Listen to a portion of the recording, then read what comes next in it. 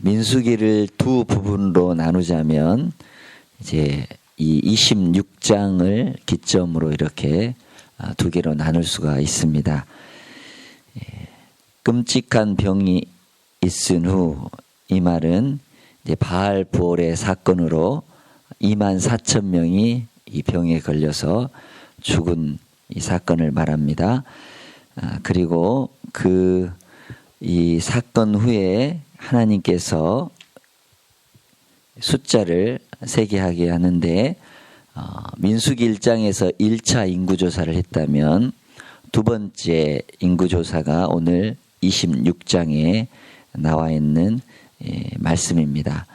1장과 26장의 차이가 있다면 이제 모세에게 말씀하셨고 협력해서 아론이 도왔지만, 이제 아론이 죽고 나서 어떻습니까?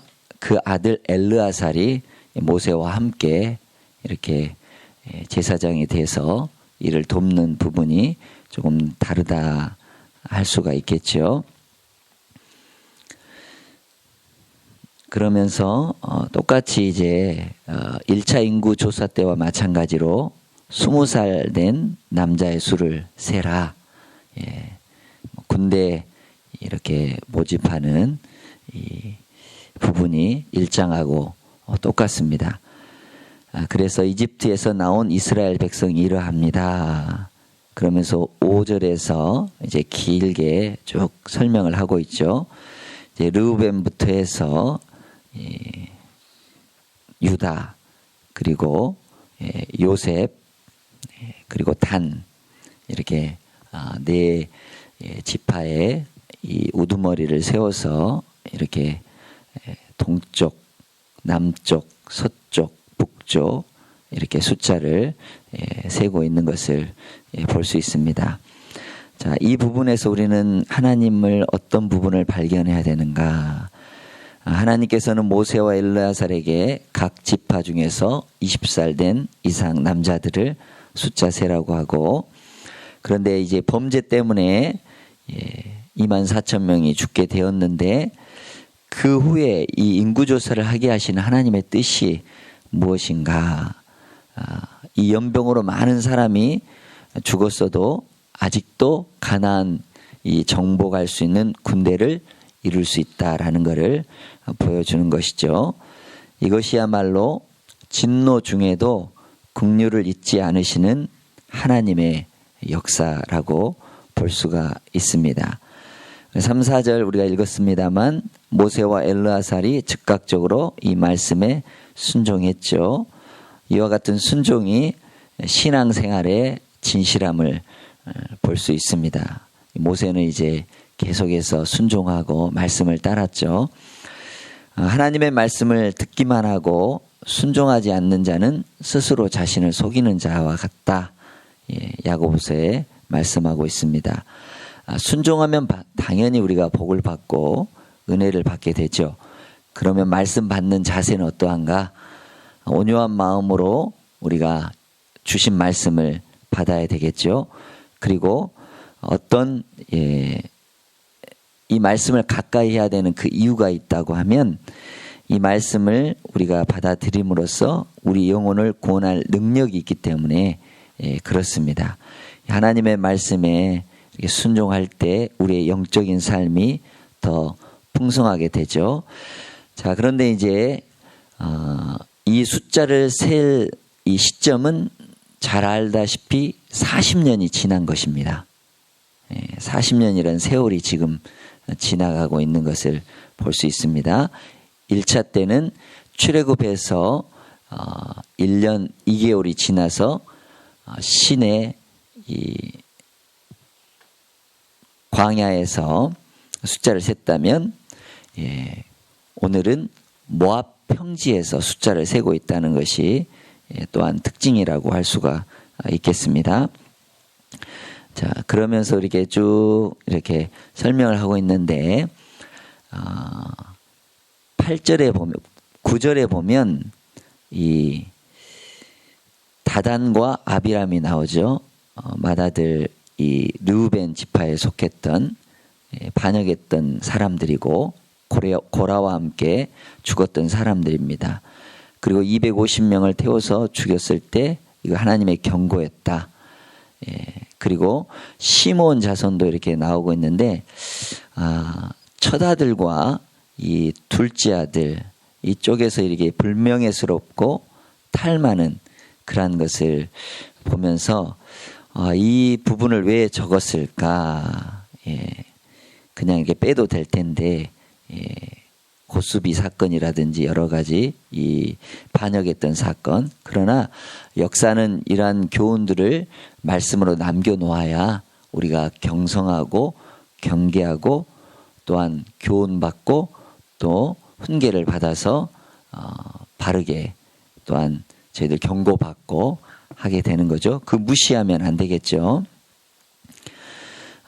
그리고 이제 숫자를 이렇게 여러분들 쭉 세면서 보는데 르우벤 지파에 속한 이 숫자는 많이 줄어든 것을 볼 수가 있습니다. 그런데 두 번째 유다 지파 같은 경우는 이사갈과 수불로는 숫자가 많이 늘어간 것을 볼 수가 있고요.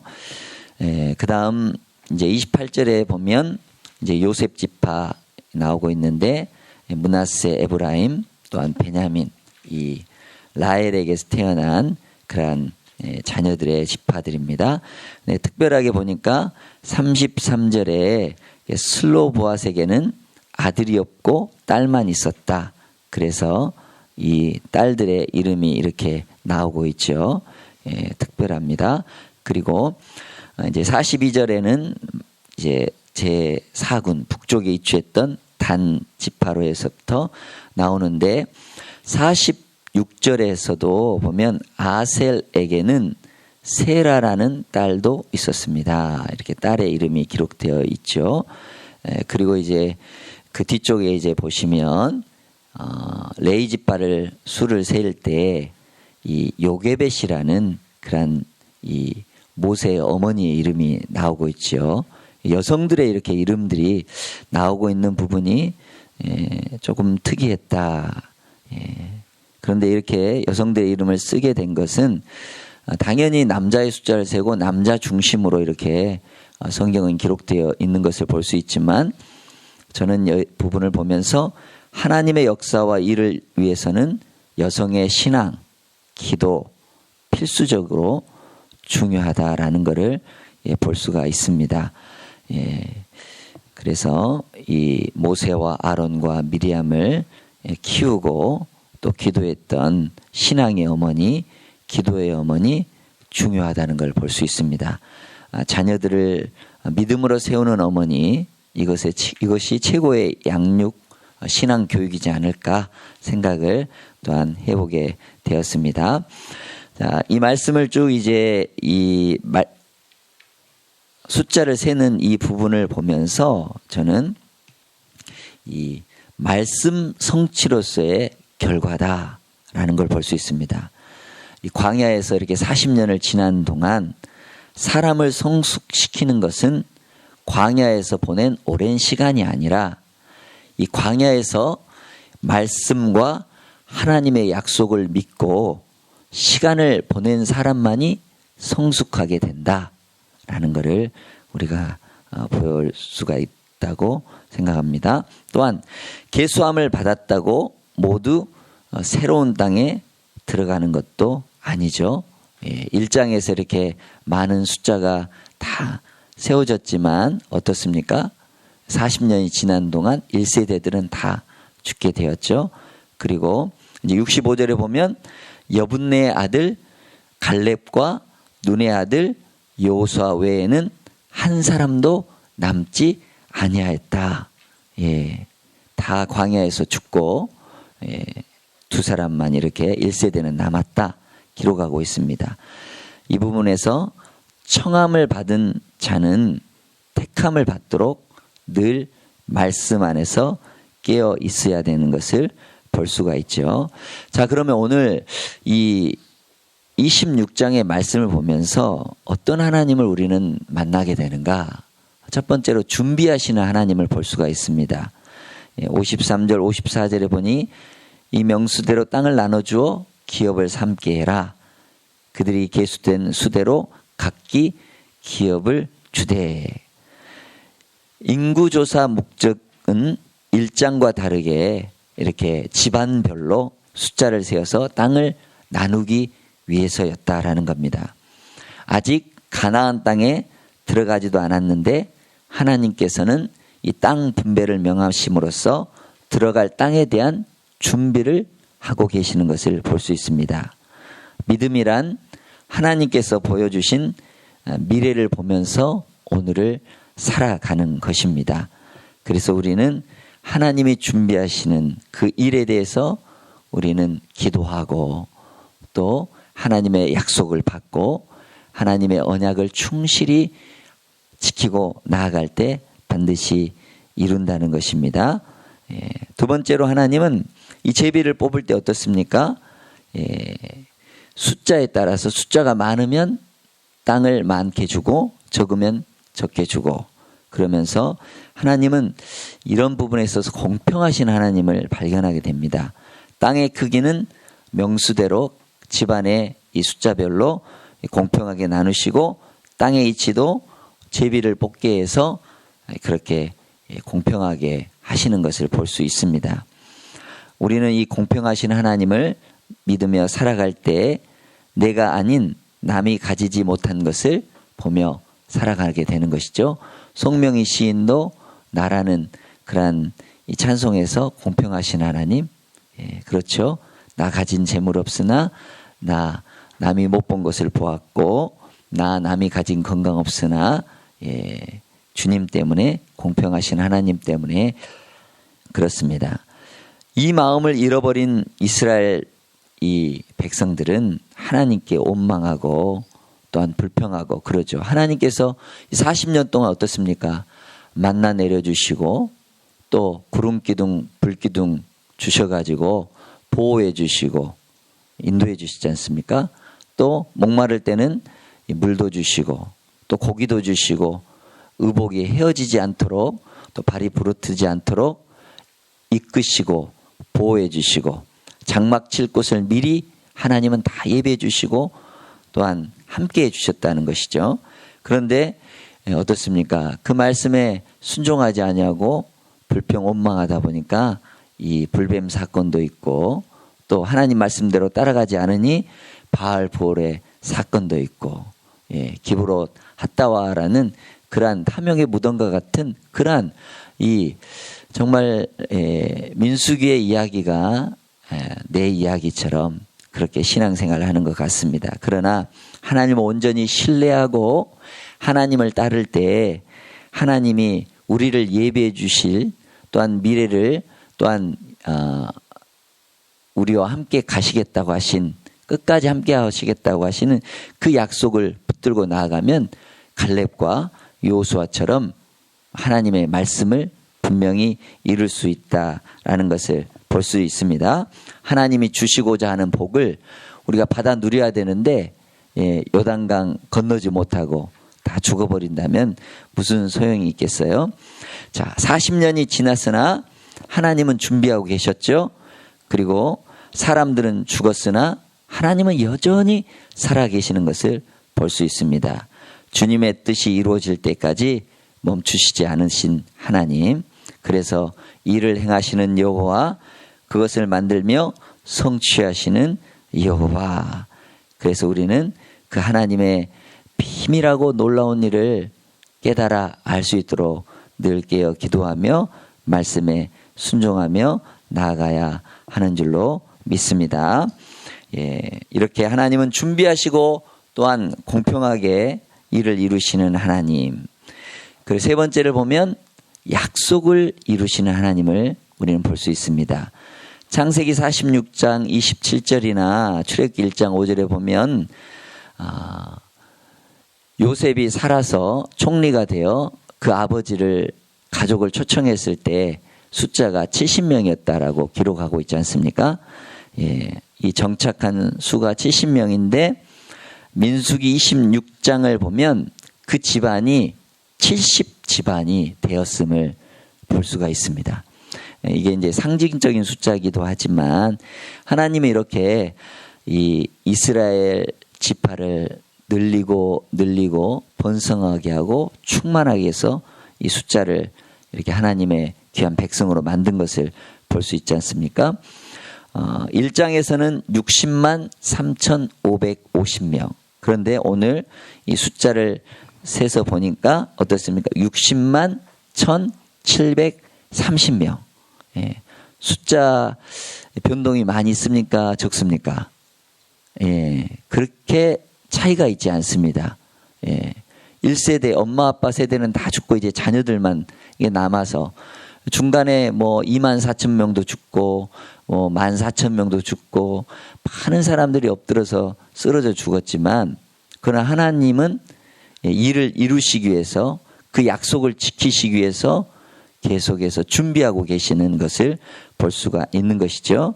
그래서 하나님은 자기 백성에게 눈동자와 같이 지켜주시고 언약을 이루시는 분이심을 볼 수가 있습니다.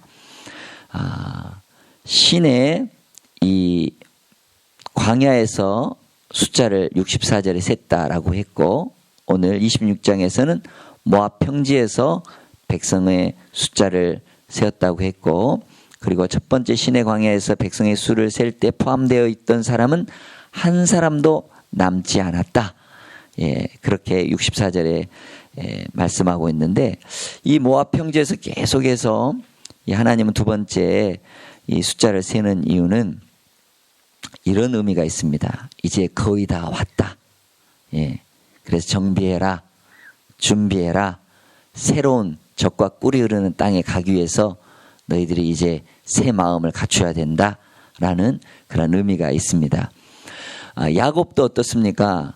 밧다라람에서 떠나서 이 아버지 집으로 갈 때 어떻습니까? 곧바로 가지 않고 중간에 세겜성에 들으죠. 그리고 세겜성에서 치욕을 받게 되죠.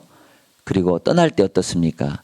가지고 있었던 우상들을 다 버리고 땅에 묻고 새로 출발하는 것을 볼 수가 있습니다.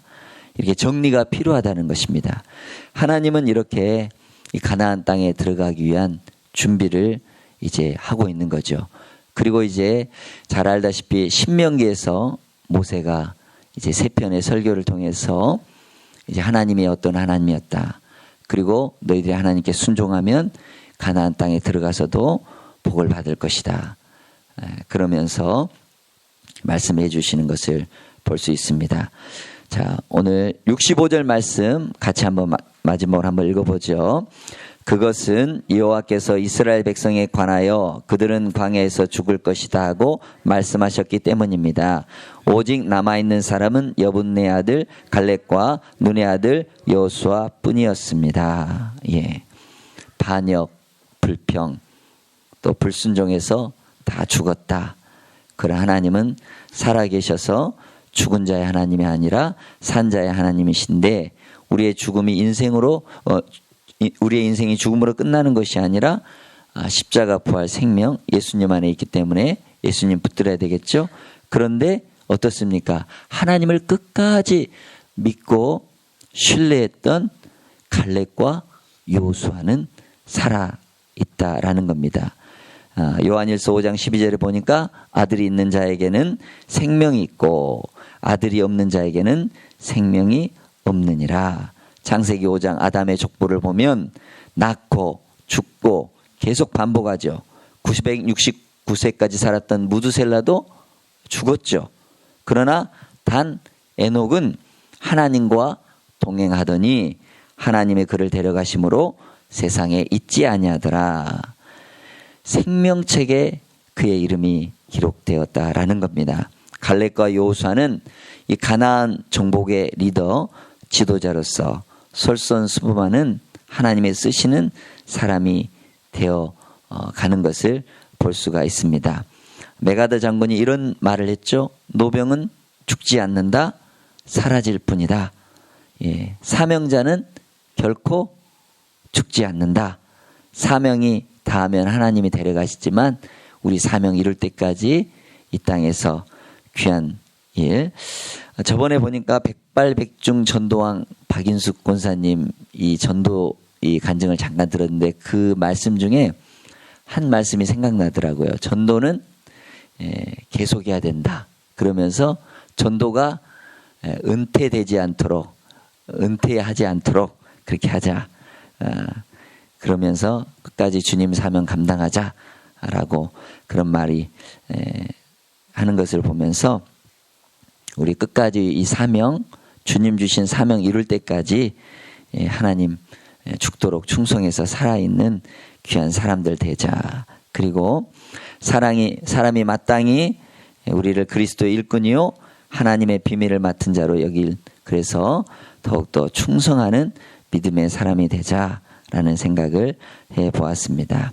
그럼 하나님의 뜻을 또한 하나님이 주신 귀한 사명을 끝까지 이루고 믿음의 길, 순종의 길 가시고 천국에 이르러서 생명책에 이 두 사람의 이름이 이렇게 있는 것처럼 우리의 이름도 반드시 거기에 있어서 영광 돌리는 믿음의 귀한 삶을 살아가기를 바랍니다.